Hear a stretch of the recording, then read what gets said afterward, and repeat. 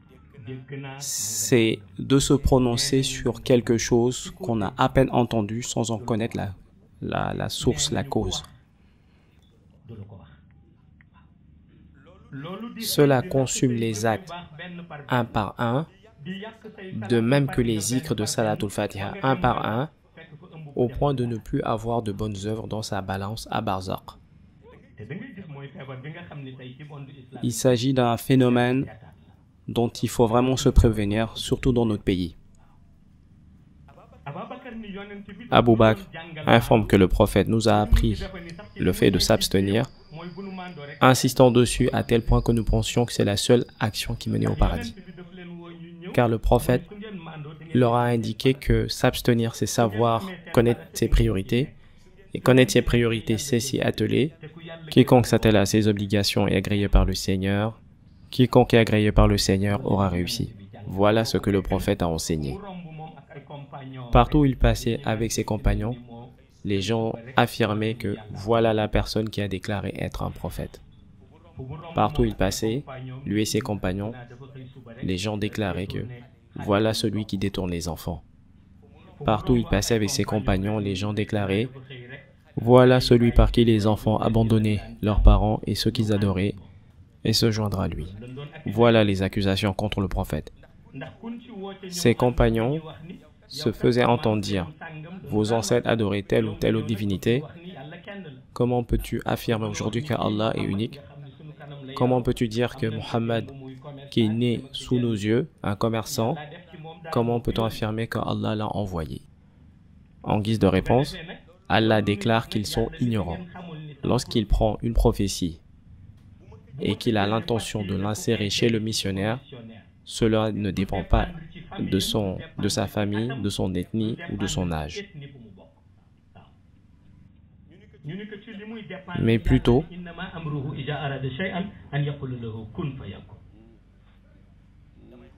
par ma volonté,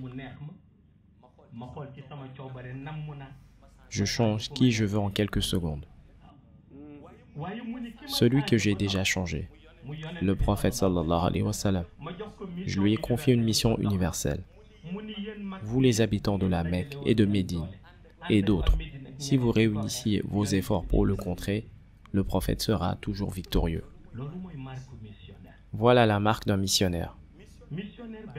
Un missionnaire n'a qu'un seul but, atteindre son objectif. Pour atteindre son objectif, il faut prier le Seigneur qu'il te préserve d'avoir ces deux types de compagnons. Le premier est celui qui, à la moindre polémique, renie tes enseignements. Celui-là te retarde. Le second est celui qui, une fois sa formation spirituelle achevée, se fait détourner par un égaré. Celui-là est un cas perdu. Si par la grâce d'Allah, ces deux-là ne font pas partie de tes compagnons, tu peux atteindre ton objectif. C'est pour ça que Maulana Cheikh Ahmad Tidiane Chérif m'a dit que lorsqu'on organise une mission, avant le lancement de cette mission, la raison pour laquelle cela réussit sans échec est le choix des compagnons. Une fois que le choix est effectué, la mission est lancée alors. Pourtant, le missionnaire peut être entouré de ses disciples, mais ils ont une vocation. Leur vocation est l'âme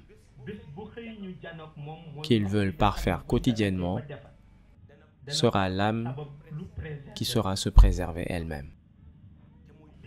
Cela renvoie à la leçon du prophète envers Omar et que je rappelle constamment.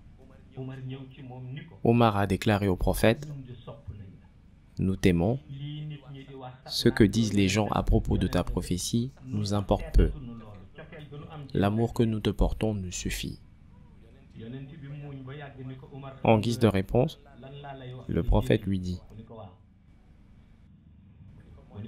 c'est de suivre mes recommandations et de s'éloigner de mes interdits.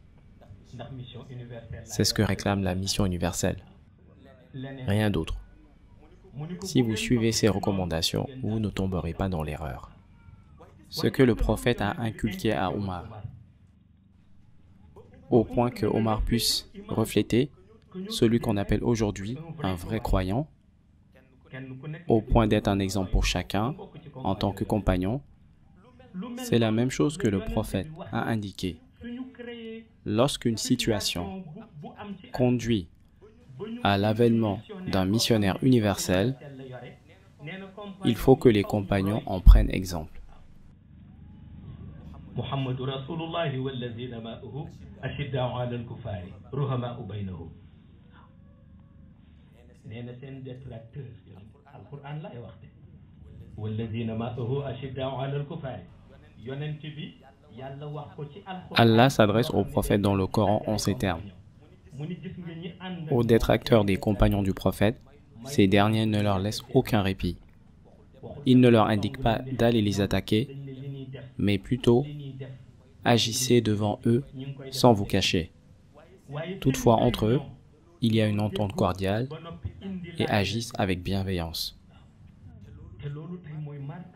Telle est la marque de celui qui veut être un compagnon d'un missionnaire universel. Il faut que la mission lui réclame une véritable volonté, au point de n'avoir aucun doute, car lorsque le doute s'installe, il est destructeur. Si on s'intéresse à ce qui a trait au doute et à la certitude, pour notre part, Allah nous en a préservé. Certains se demandent, ceux qui me suivent, pourquoi me croient-ils? Ils ont raison de le faire, car ils agissent comme je le fais, en parole et en acte. Je ne les ai pas laissés avec le malin tout seul, ni avec la mosquée. Je ne les ai pas laissés s'exposer tout seuls au soleil ou au désert. Quiconque veut être considéré comme une référence doit être le premier à la tâche. Telle est la marque de quelqu'un qui veut orienter un autre.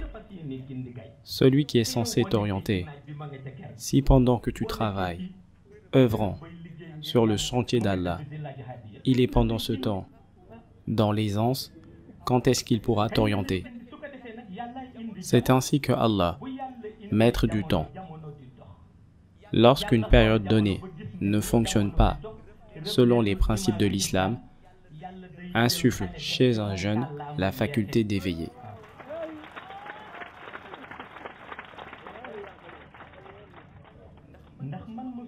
Je n'ai jamais eu de contentieux avec qui que ce soit. Je n'ai jamais voulu du mal à quelqu'un. Ceux qui craignent ma présence dans leur localité, c'est qu'ils ont peur du message d'éveil que je vais y véhiculer.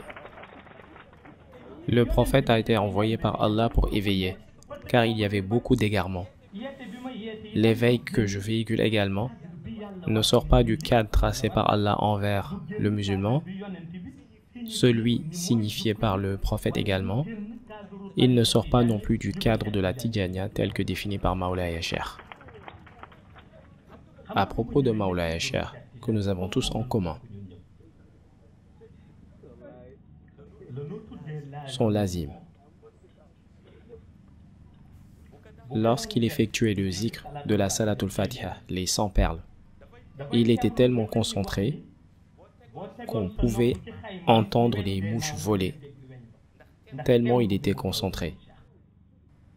Et pourtant, c'est le fondateur de la tariqa. Son allégeance envers le prophète lui vaut de faire son lazim, d'abandonner ses occupations et de rester concentré au point qu'on puisse entendre les mouches voler. En ce qui concerne la Hadratul Juma, où certains préfèrent attendre 5 voire 10 minutes avant la fin de la séance pour y assister, Mawlaya Cheikh y assistait pendant 2 heures de temps, faisant le zikr de La ilaha illallah, et pourtant c'est lui le fondateur de la tariqa. Certains, sous prétexte de détenir un quelconque grade, se privent d'aller à la séance de Wazifa ou de Hadratul Juma, et pourtant Mawlaya Cheikh était présent en tout temps aux séances de Hadratul Juma ou de Wazifa. C'est pourquoi Mawlaya Cheikh déclare que celui qui te remet le zikr dans la tariqa, sa responsabilité se limite à te guider, à éclairer le chemin. Pour le reste, à l'individu de faire ses propres efforts. L'au-delà ne reconnaît pas les valeurs traditionnelles. Le jour du jugement dernier, Allah ne va pas juger les gens suivant leur nom de famille, ni suivant leur ethnie, ni suivant leur famille religieuse. Ce qu'il considère, c'est de savoir si la lumière de l'âme est opérationnelle ou non. Lorsque cette lumière est installée de manière permanente par la Salatul Fatiha, l'on sera désigné comme un croyant véridique. Dans le cas contraire, quoi qu'on puisse prétendre, le monde ghaib restera indifférent. C'est la raison pour laquelle, pour qu'on puisse attester d'un individu qu'il est un musulman véridique, il doit réunir les qualités suivantes. La première est de savoir la raison pour laquelle il a été créé, à savoir adorer le Seigneur. Adorer le Seigneur uniquement pour lui et non pas pour quelqu'un d'autre. Effectuer la prière pour Allah, le jeûne pour Allah, la zakat aussi, pareil pour le pèlerinage à la Mecque. Le faire pour les autres est synonyme d'échec. Le second point a trait à la cohabitation avec le voisinage. Le prophète a enseigné le bon voisinage, comme le lui a révélé Jibril alayhi salam. Un enseignement que certains n'ont pas compris, au point de penser qu'un voisin pouvait hériter des biens d'un autre. La cohabitation avec le voisinage se fonde sur la paix, la solidarité, le guider sur le droit chemin s'il le veut. S'il refuse, il faut s'en tenir à la pratique religieuse. Faire de l'adoration du Seigneur sa priorité. Ainsi, nul ne gêne l'autre. Si par contre, on réfléchit à ce que pensent les gens, on n'ira nulle part. Tel est le problème pour certains. J'ai pitié de ceux qui, au lieu d'aller aux rencontres qui peuvent leur être bénéfiques, par crainte des réactions, préfèrent rester chez eux et écouter. Cela n'en vaut pas la peine, car ceux qui te jugent ne sont ni Allah, ni son prophète. Tous les efforts faits pour rester à l'abri et écouter les causeries, par crainte des réactions, n'en valent pas la peine. Ceux qui jugent ne sont ni Allah, ni son prophète.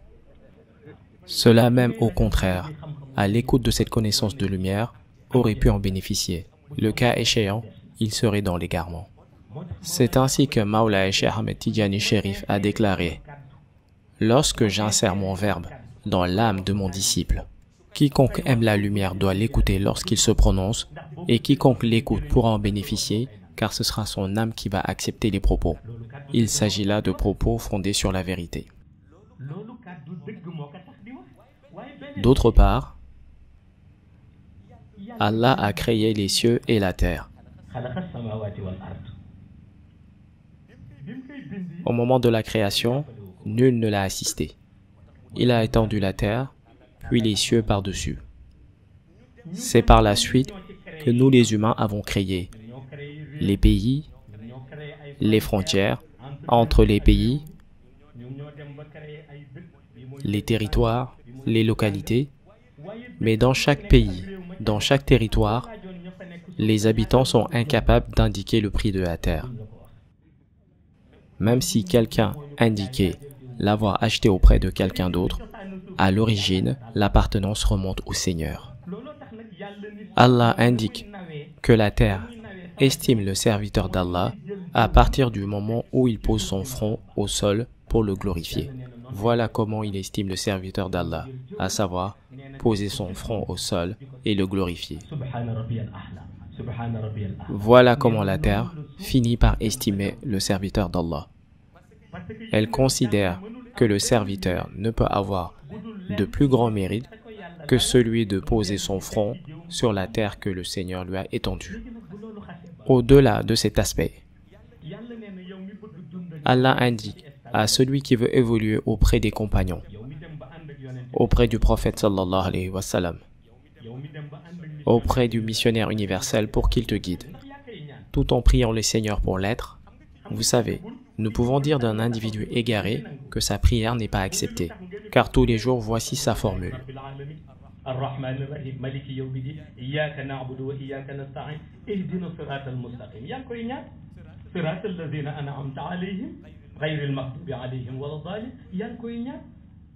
Donc si l'on n'est pas guidé par Allah, malgré le fait de prier tous les jours, dans ce cas, il faut se remettre en cause. C'est la raison pour laquelle, une fois qu'on est sur le chemin de la droiture, il faut savoir reconnaître deux profils de personnes.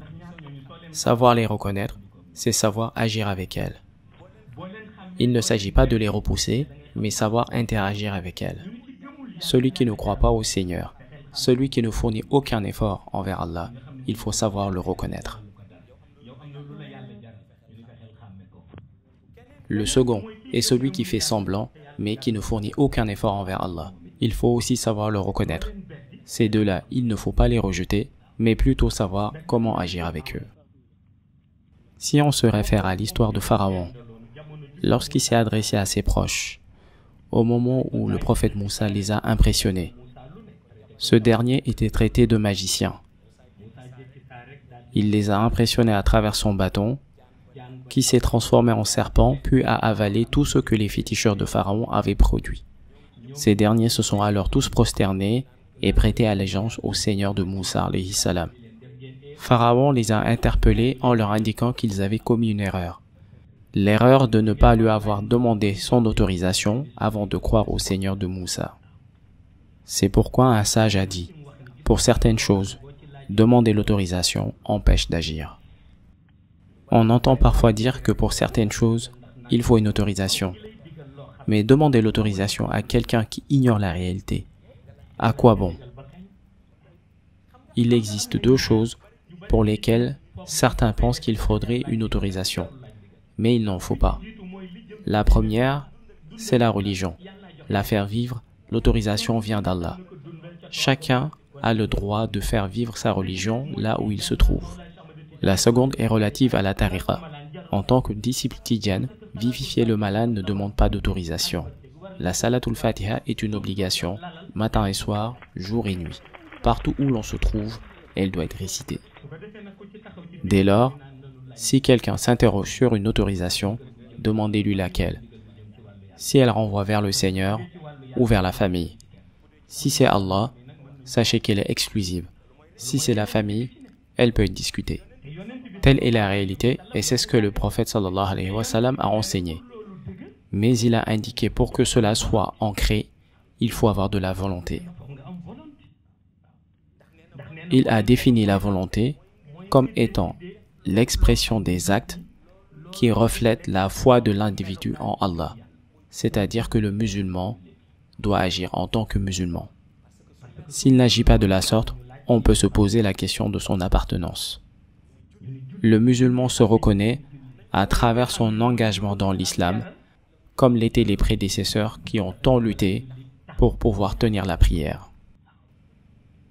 D'autre part, il s'agit d'avoir un guide spirituel et lui faire confiance. Si un guide ne te suffit pas, il ne faut pas le suivre. Si chacun éveillait les consciences comme je le fais, nombreux seraient ceux qui sont sur le droit chemin.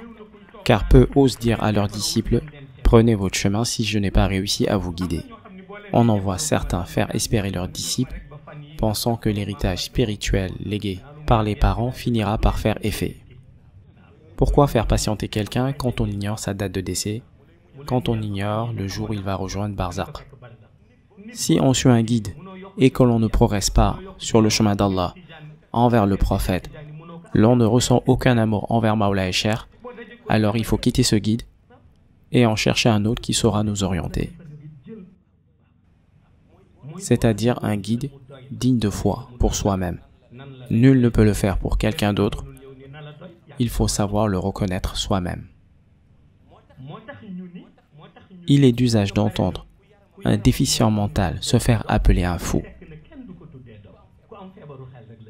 Mais le véritable fou, c'est celui qui trouve quelqu'un de lumineux qui se lève à 4 heures du matin pour faire le zikr de la Salatul Fatiha et lui demander d'abandonner son quotidien pour aller rejoindre quelque chose d'autre. Voilà le véritable fou.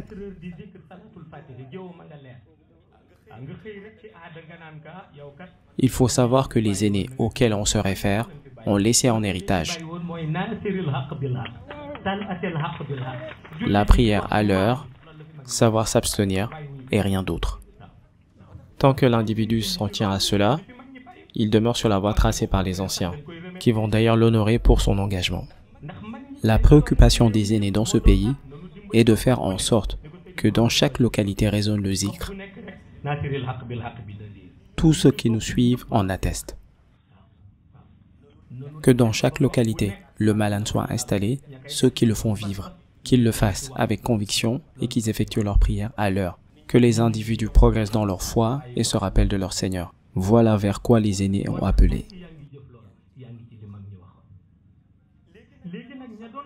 Ceux qui sabotaient les aînés à leur époque propageaient un discours qui limitait la religion uniquement au cercle familial. Un discours indifférent aux aînés. Et ils l'ont affirmé haut et fort. Être le descendant d'un élu d'Allah, comme certains aiment s'en vanter.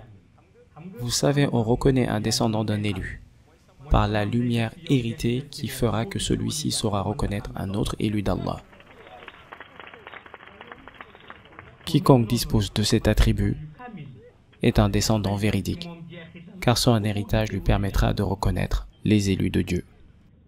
Voilà comment se fait la distinction, car certaines choses ne se fondent pas sur des indications à agir, mais plutôt sur un ressenti de l'âme.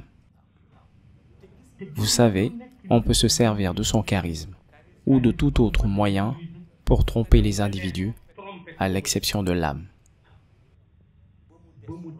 L'âme ne peut être trompée. Elle sait ce qui la fait progresser ou régresser en matière de lumière. Elle n'aime que la lumière et s'y consacre pleinement. C'est ainsi à partir de cette organisation qu'Allah organise cette sombre période de la fin des temps. Il s'agit d'une prédiction du prophète sallallahu alayhi wa sallam.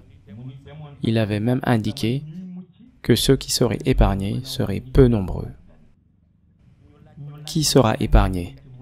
Il a répondu ceux qui suivent la lumière, entre autres. J'ai demandé à Maulana Cheikh Ahmed Tidjani de m'indiquer ceux qui seraient épargnés. Il m'a répondu qu'il s'agit de ceux qui auront de la volonté. Ceux qui nul ne pourra détourner sont ceux qui seront épargnés en cette période de la fin des temps. Il a indiqué que celui qui n'a pas de volonté ou qui est influençable ne sera pas épargné.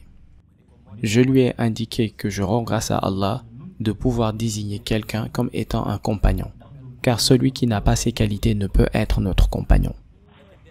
Pour le reste, il faut persévérer et être bienveillant, car nous sommes dans la maison de Maulana Cheikh, et je peux tolérer ce qu'il ne tolère pas. Mais sachez que chacun est responsable de ses actes. Celui qui agit suivant mes recommandations et conseils ne sera pas du nombre des perdants, car il ignore la réalité cachée des choses. Étant donné qu'on ignore la réalité des choses, il faut essayer de suivre ceux à qui Allah a octroyé une vision éclairée. Voilà à quoi sert un guide, à savoir orienter les individus vers la lumière mohammedienne. Vous savez cette parole que les Nous tentent d'interpréter, qu'il renvoie aux dimensions du zikr, tel que je l'ai enseigné à travers le zikr uluhiyat, le zikr tajaliyat, le zikr nasihat. Mais pour chacun d'entre eux, l'on réalise que sans un guide digne de ce nom, nul ne peut maîtriser les dimensions du zikr. Car il en est une que personne ne peut atteindre, il s'agit du zikr uluhiyat. Et c'est celui que cherchent les élus d'Allah.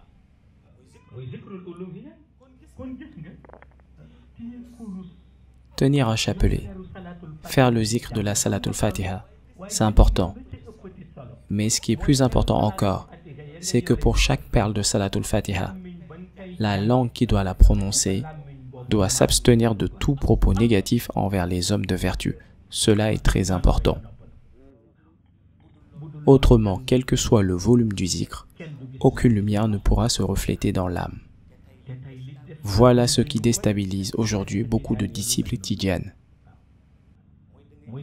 On peut voir un individu faire son zikr jour et nuit pour finalement se retrouver avec un compte vide. La raison, c'est parce qu'il passe ses journées à dénigrer son voisin. Est-ce que ça en vaut la peine? Bien sûr que non. Si je m'exprime ainsi, c'est que je m'adresse à d'autres.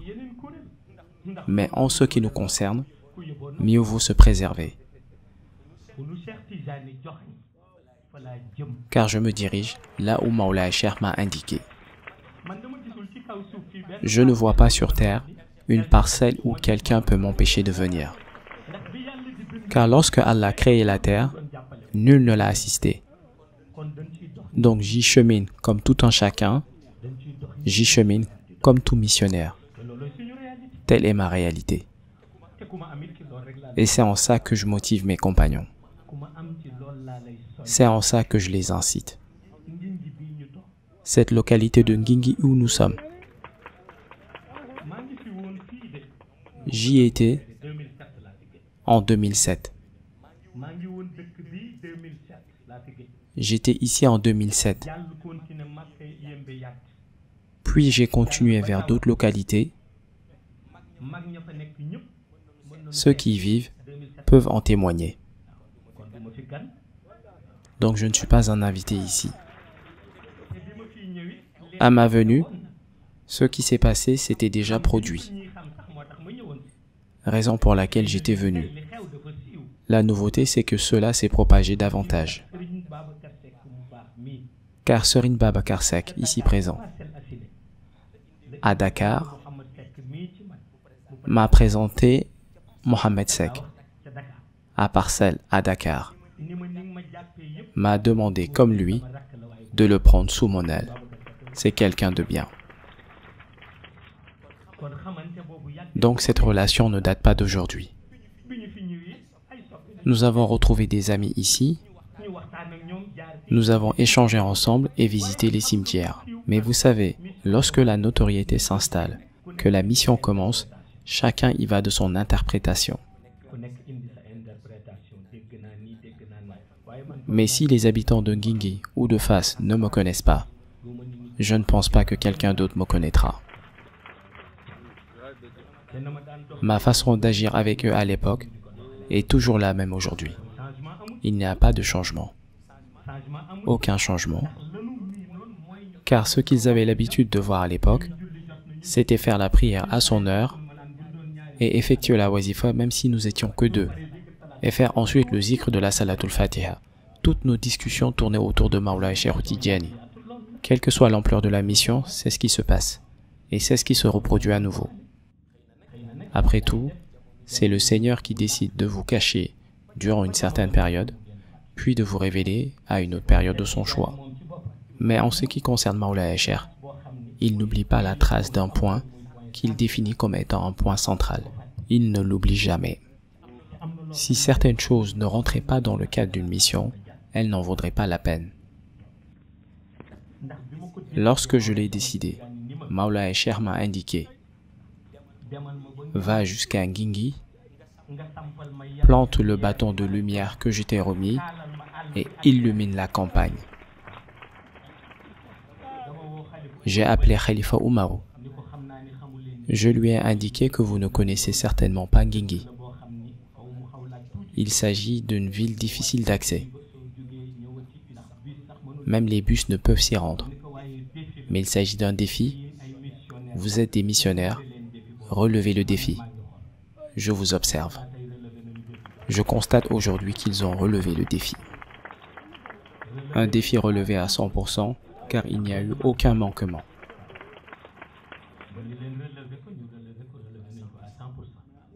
Il n'y a eu aucun manquement, car nous voulions que les invités musulmans avec qui nous partageons la même conviction, les invités musulmans en général, aient un endroit pour les accueillir, qu'ils aient de quoi se restaurer et qu'ils ne manquent de rien. Et que la nuit tombée, qu'ils puissent assister à une conférence de lumière et en bénéficier. Mais sachez que nul ne peut étouffer mon discours.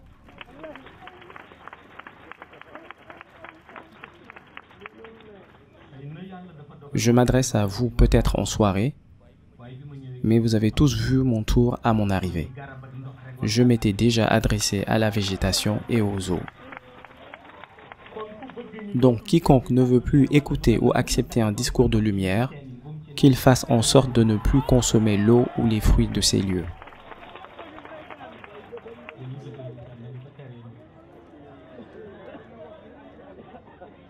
Voilà l'unique raison de notre venue.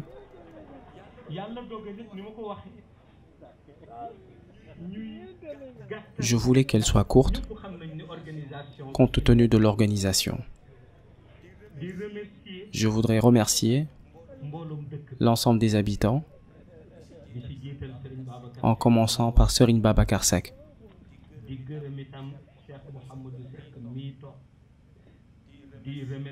Je remercie également l'ensemble des Daïratul Iman et les personnes vivant aux alentours ici présentes. Elles vont d'ailleurs même rentrer en charrette, malgré la nuit. Le tout pour assister à cette séance, par amour de la lumière. Je remercie également un homme de conviction, Mame Gor Seck, président de la Daïratul Iman Italie. Je le remercie également. Je remercie l'ensemble des Daïratul Iman, en commençant par le chargé de protocole Khalifa Oumarou, le chargé de sécurité Colonel Nian, le comité d'organisation et les médias dans la réussite de ce défi. Remarquez qu'ici il n'y a pas d'électricité. Qui aurait pu le croire? L'eau a été puisée de partout.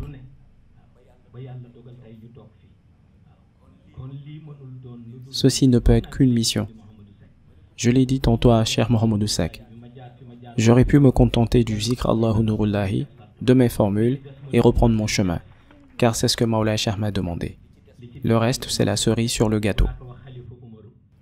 De là, j'ai indiqué à Khalifa Oumarou qu'il fallait relever le défi, et il m'a répondu que oui.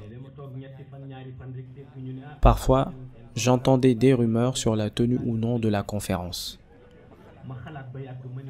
Où était-il lorsqu'on se demandait si le 14 septembre aurait lieu ou pas? Je pense qu'il n'était pas là.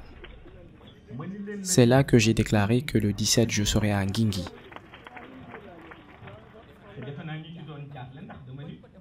Je me suis demandé pourquoi la conférence ne devrait pas avoir lieu.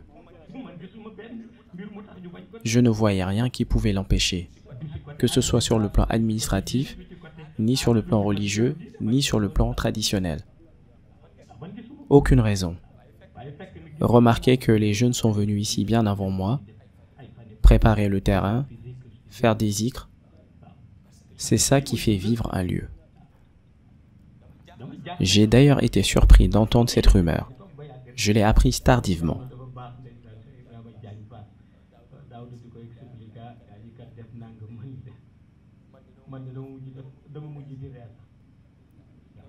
J'ai appelé Daouda. Je lui ai indiqué que je finirais par y aller samedi et dimanche. Sachez que quand j'étais jeune, vouloir m'empêcher d'accéder à un lieu, l'après-midi par exemple, me poussait à y venir le matin et l'après-midi en signe de défiance. Mes amis savaient cela en moi. Nous renvoyons certaines choses à la tradition, mais je n'y crois pas. Je ne crois qu'en la haqiqa. Que le bon Dieu vous assiste. Nous remercions tous nos parents, tous nos proches. Nous remercions également nos mamans, par l'intermédiaire de maman Sokhna Mbaye. Khalifa Oumarou a fait un témoignage sur elle. Il m'a indiqué qu'elle était véridique.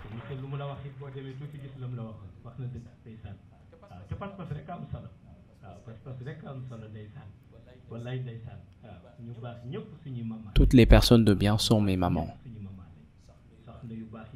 Toutes les personnes de bien qui sont plus âgées que moi sont mes mamans. Celles qui sont lumineuses sont mes mamans. Pour celles qui ont sombré dans l'obscur, je retire le prénom de maman. Je ne m'entoure que de personnes lumineuses. Tout le monde le sait. Je ne fais jamais le contraire. Si je surnomme quelqu'un maman, c'est parce qu'elle est lumineuse. Sinon, je ne le ferai pas. Je peux me le permettre. Nous connaissons la réalité des choses. Qu'Allah vous assiste. Je ne voulais pas que la causerie soit trop longue en raison de l'organisation. Comme je l'avais recommandé à Medina Cheikh, j'avais indiqué à la Daïratul Iman de Saint-Louis. Au moment d'acheminer les gens sur la route pour leur permettre de prendre le bus, commençons par les femmes d'abord. Le prophète avait l'habitude de dire, quelles que soient les difficultés, les femmes et les enfants ne devraient pas la subir. Donc commençons par les femmes, ensuite les hommes. Ils doivent être les derniers à quitter le navire. Pour finir, je vous redonne rendez-vous. Je suis un homme de rendez-vous.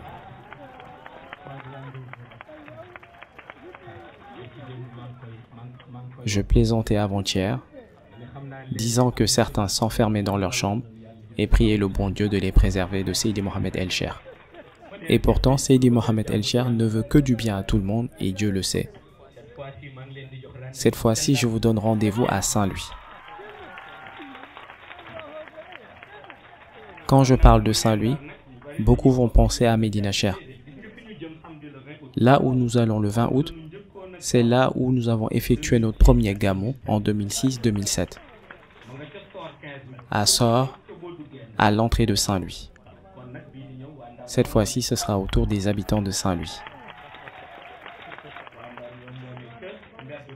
Sur la rue dite des 15 mètres. C'est là-bas que nous avons fait notre premier gamou en 2006-2007. Devant la maison du président de Daïra, Cheikh Mohamedou Lamine. C'est là-bas que nous avons fait notre gamou en 2006 et en 2007. C'est à partir de 2008 que nous avons commencé à le faire à Angletal. Notre premier gamou, à l'âge de 23 ans, le 10 avril 2006, nous l'avons fait sur la rue des 15 mètres. 2007 également. Samedi le 20 août, nous nous installerons dans cette rue et ferons vibrer le zikr du Allahu Nurullahi et montrer que nous sommes de retour.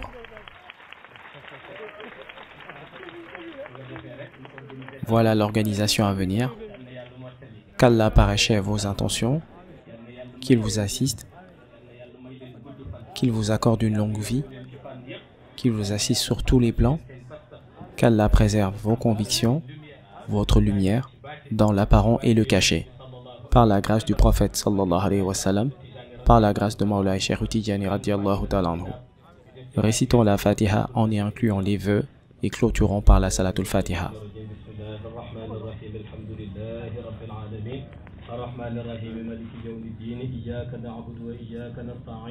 اهدنا الصراط المستقيم صراط الذين أنعمت عليهم غير المغضوب عليهم ولا الضالين آمين ربنا آتنا في الدنيا حسنة وفي الآخرة حسنة وقنا عذاب النار ربنا لا تزغ قلوبنا بعد إذ هديتنا وهب لنا من لدنك رحمة إنك أنت الوهاب ربنا اغفر لنا ولإخواننا الذين سبقونا بالإيمان ولا تجعل في قلوبنا غلا للذين آمنوا ربنا إنك رؤوف رحيم بحرمة اللهم صل على سيدنا محمد الفاتح لما أخلق والقاتم لما سبق ناصر الحق بالحق والهادي إلى صراطك المستقيم وعلى آله حق قدره ومقداره العظيم سبحان ربك رب العزة عما يصفون والسلام على المرسلين والحمد لله رب العالمين. Je tenais à saluer au passage Sokhna Soda, une femme de conviction.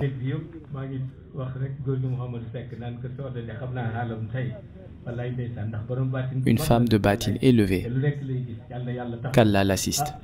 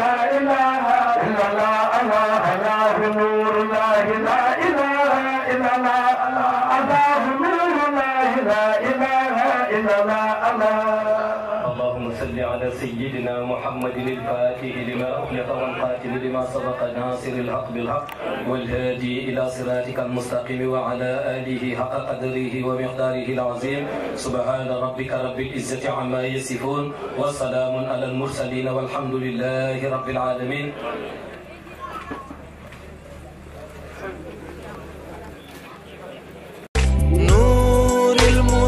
Sam TV, la lumière salvatrice.